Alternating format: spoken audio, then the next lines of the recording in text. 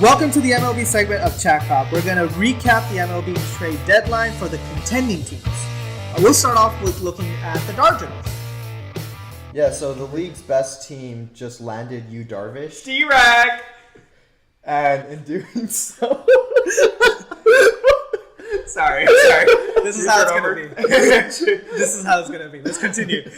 Every time a picture, if I know it's a picture, I'm going to go, D-Rag! So get used to it, boys. So in landing him, they had to give up Willie Calhoun, who's a big name prospect, and two other minor league prospects. But this is a big trade because Darvish is a rental, meaning this is the last year of his contract. He'll be a unrestricted free agent in the offseason. And it just shows that the Dodgers are going all in by giving up Calhoun for just a possible rental. Wow. And regardless, I think it's a good deal for them because they managed to keep both of their top prospects, and they still managed to give a big boost to their team. Darvish is everyone knows he's a good pitcher. He's not as dominant as he used to be before having his Tommy John surgeries. But when was that? I think he had one last year, and I think he even had one 2 years ago. Oh wow. Whoa. Yeah, he's not had the best luck. He's still great. Yeah. Fun pitcher to watch actually, just because he has so much stuff on his so much in his arsenal. Right. But this is big because everyone knows when you get to the playoffs, it's just about how many aces do you have, unless you have Madison Bumgarner who's pitching 3 times in 5 games or something stupid like that. But you need these. You need aces, and having Darvish as your number 2, and the Dodgers rotation has been great so far. Everyone is a little injury prone though, and Kershaw is actually out at the moment. Oh wow. Yeah, so Darvish will keep. I don't think the Dodgers have to worry about their division lead, but he's still going to keep them as one of the best records in baseball, or as the best record in baseball. And when it comes to playoff time, Kershaw won't be asked to do so much. Last year, he was asked to pitch 4 times in 9 days. Wow. Which is insane. Yeah, it's inhuman. Yeah. And now you won't have to do that with Kershaw anymore. Thanks to having Darvish. Yeah. So this is gonna be nice. So and the number 3 and number 4 are also solid. Yeah, Rich Hill's he was 10-0 at the All-Star break. Still really good. The Dodgers, they're. I remember we did an article about, ranking the pitching rotations. Yeah. And, I had the Dodgers at 7th. And, I remember saying, they have the potential to be, 1, 2, 3, 4. Yeah. But because of how injury-prone all their pitchers are, it's hard to predict. Yeah. But now, with most of these guys being injured for the most part, Kershaw's out at the moment, as I mentioned before. And then bringing on Darvish, again, now they're atop the league in starting pitching. Wow. And this is a very complete team. They're going to be very dangerous in the NL. However, another team will also be very dangerous in the NL, and that's the Washington Nationals.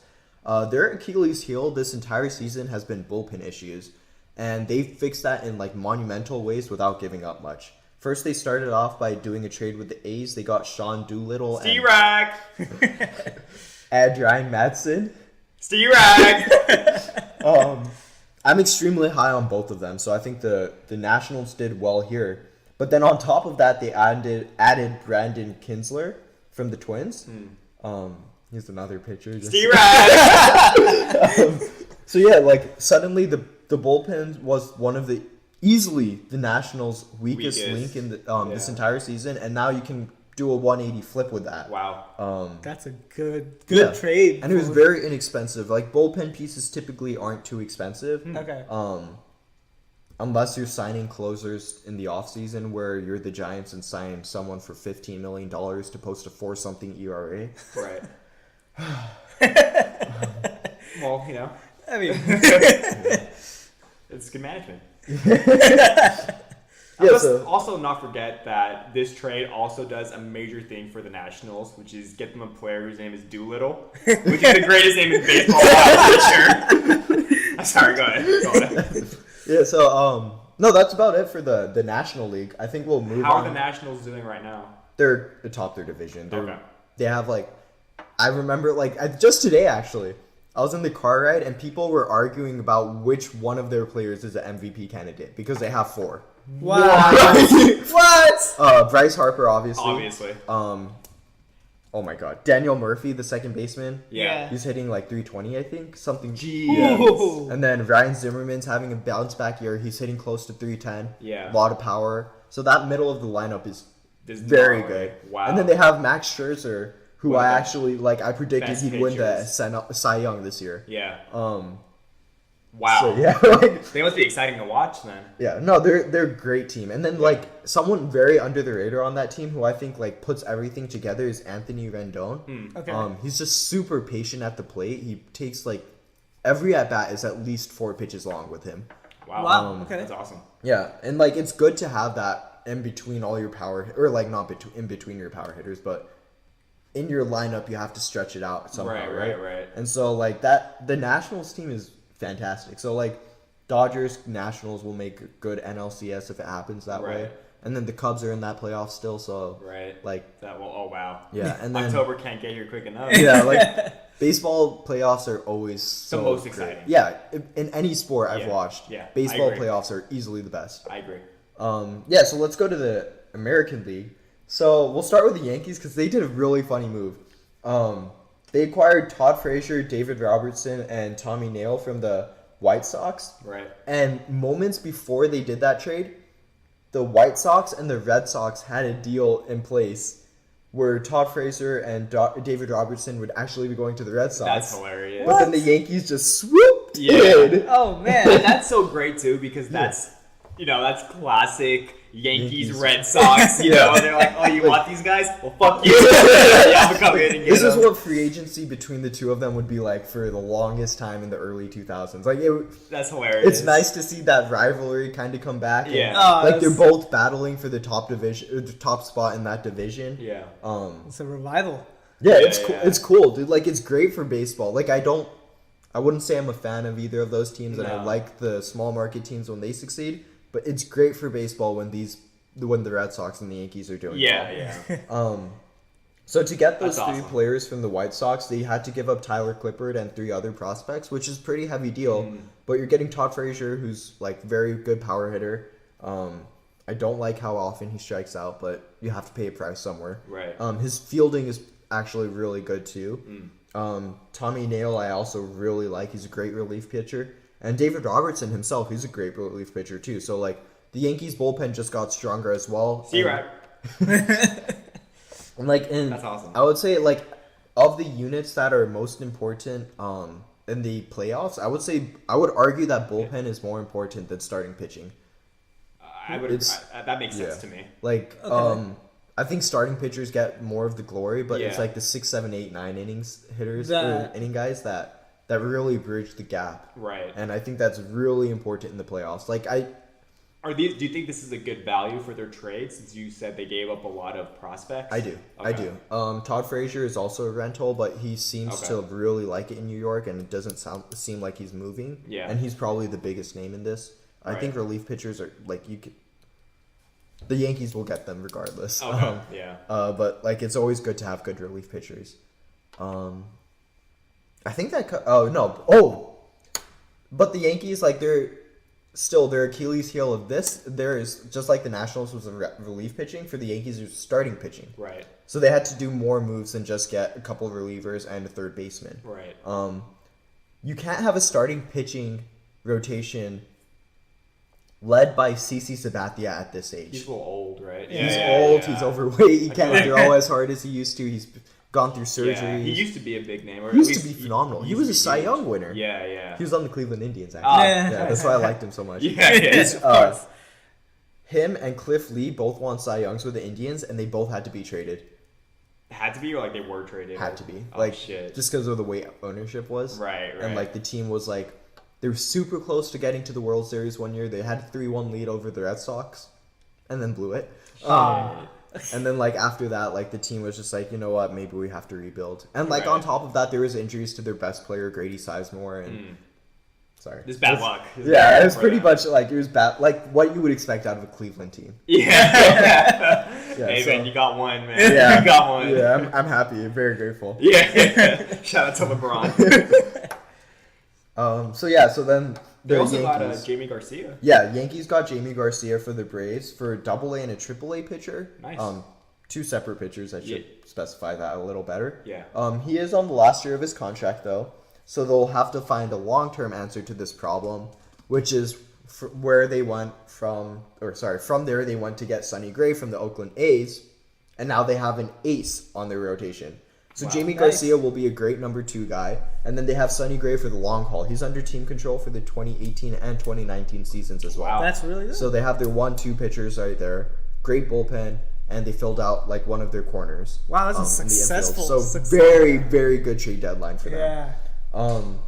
So let's go to their counterpart, the Boston Red Sox. They were pretty quiet after they got swooped, but third base was a need because Pablo Sandoval did not work out at all. Not at all. And now he's back in SF. And he's actually doing really well. Like small sample size, but it looks like he's already lost weight. Yeah. He's fielding like he's like, you know how he was kind of somewhat agile on the field? Yeah. He's got that again. He's hitting .333 at the moment with the Giants. Whoa. Wow. On how many games? Like 20, not a lot. 20? It was probably like 5 games. Oh, okay. So very small sample size, but he's doing great for us. I was joking with Justin. It's just you need to switch the uniform. Like, that's it.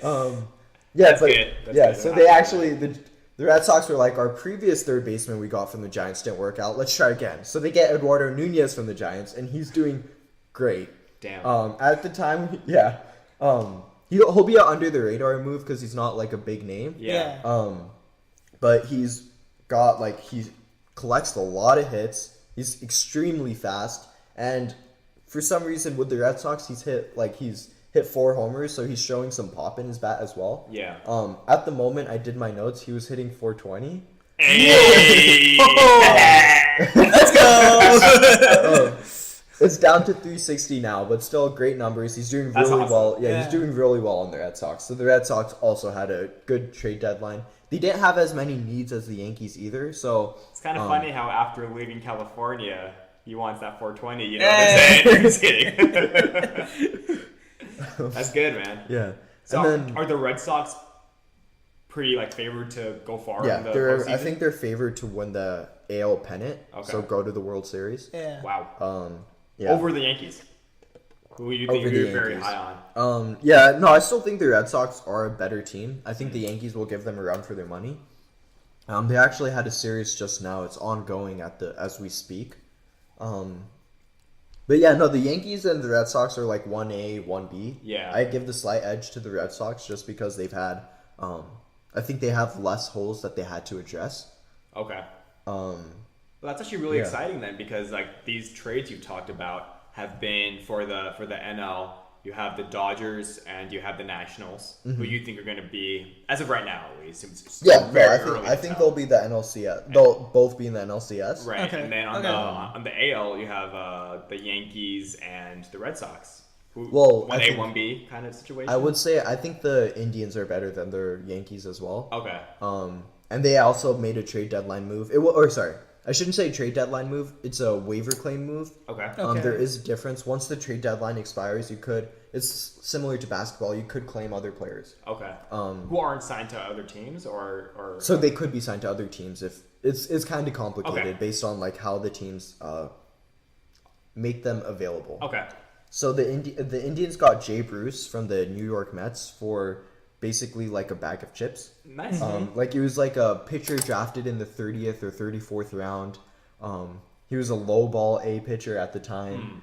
And they gave up next to nothing to get a guy who's already has 29 homers. His name. Yeah, he's a good player. Yeah. 29 homers, 75 RBIs at this time of the year it's really That's nice. Awesome. Yeah. And especially because 2 of the corner outfielders the Indians have right now, I'll use his real name, Michael Brantley and Swift. Yeah. Such a cool nickname. That's a great name. Such a cool nickname. It's I feel like that's from a 70s rock band, a song they would have, right? Dr. Lovegood or something like that, you know? Oh, Dr. Feelgood. Dr. Feelgood is good. Dr. Feelgood. Yeah. So they got Michael Brantley, who's in a walking boot. It's not too serious, but you still need a replacement guy. Right. And you have Lonnie Chisenhall, who his injury seems more serious. So you still have 3 starting outfielders between Bruce, Michael Brantley, and Bradley Zimmer. Right. And then when Chisenhall comes back, he'll go back to platooning right field with Brandon Geyer. And then they have Abraham Almonte and Austin Jackson. So they have like 3 good bench players. Yeah. 3 good outfielders and 1 guy who's like who could platoon and start kind of with Chisenhall. So their outfield depth is like insane after making this move. So yeah, I think the Indians are like they're a big threat to the Red Sox in my opinion. Ooh. Wow. I can't wait for the playoffs. For the playoffs, man. Like, I'm not a huge baseball fan, but last season I lived with shout out to Trevor, my roommate. Trevor, he was a big baseball guy, and he just loves like cool stats, and baseball is like the ultimate stats for that. If you're a stats guy, baseball is your sport. So he loved baseball. So I would watch with him all the time, and I was so excited. Like the Giants weren't even in it, but I was just so excited for last year was the Cubs, which is exciting. So at the expense of Hirsch's Indians, unfortunately, but like it was still really exciting. That was even before the World Series. That was the best World Series I've ever seen. Yeah, and my team was on the losing side. That's how great it was. It was amazing. And even before the World Series, maybe it's because it was my first real experience like watching a lot of baseball. It was awesome, and I'm so excited for that to happen again, especially with all these trades happening and these teams being so dominant. Like the biggest contenders in each league just got a lot better. So it's great. Like this is what we want. Sports with competition. Wow. In the playoffs. Wow. That's awesome. As long as the Dodgers don't win, I'm happy. Got me a little nervous, but you know what irks me? Like when everyone like disregards what the Dodgers are doing this regular season. Like I'm saying this as a Giants fan, and be like, oh well, wait till October. Like you. What can they do now in August that will change your mind for how they play in October? What do you expect out of them? Like, they're playing better than anyone else in baseball right now, and you're disregarding that because of last year's lack of success in the playoffs. Or the year before that. And it's just like that's so stupid.